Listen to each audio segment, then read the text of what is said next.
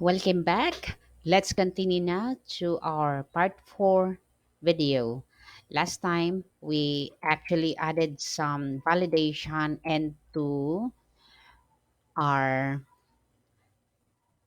entry button. Let's say I'm going to add here the information.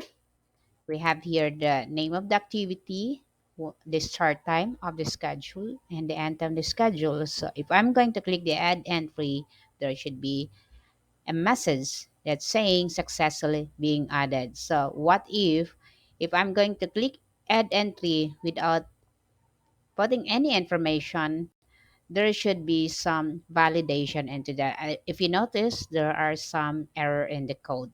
So in this video, we're going to start with that one first. Okay, so let's get started.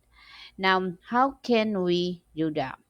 First, we had to go into our add entry. If you notice this one, after I click the button add entry, it will call in this function add entry. Okay, this one, of course. Now, this part, get user input. I was trying to access on that, but since it's actually empty, there should be a mechanism that inform the user, okay, hey, you're trying to add something, but you didn't enter any name of activity and the start time, including the name. So you're supposed to inform the user that, okay, hey, you need to input any entry first before you click the add entry button.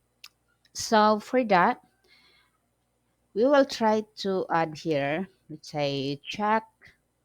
You need to check if there are any entry fields, okay, in this part, whether it's empty.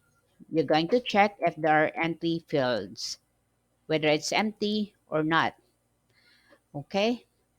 Now, for that case, we will try to add this condition. If not, meaning not all, meaning all the entries, say I'm going to add a parenthesis here.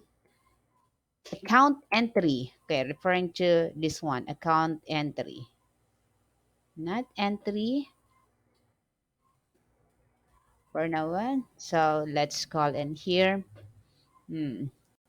First, since we had a multiple parentheses that I had to put it another parenthesis. Account entry dot get, okay, comma, then start time.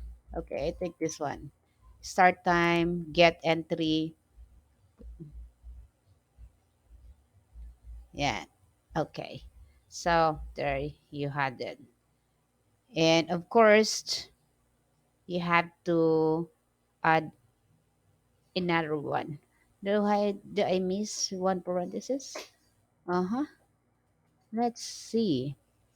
I had all the oops. Okay, sorry about this.